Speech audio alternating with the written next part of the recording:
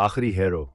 अब सिर्फ कुछ ही लोग बाकी हैं और दुनिया पर एक ही बंदा राज कर रहा है, लॉर्ड वाइल, जिसका मकसद है तमाम एनर्जी का मालिक बनना।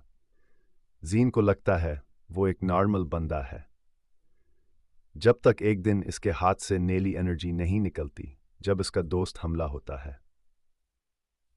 जीन को पता चलता है कि वो एक न्यू एनर्जी यूजर।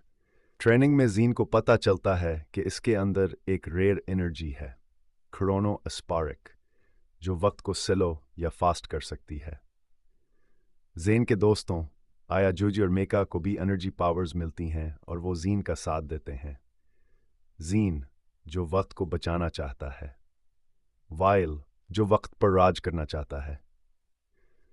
जीन और वाइल के दरमियान वक्त रख जाता है, हर पंच, हर मूव एक टाइम शिफ्ट पैदा करता है।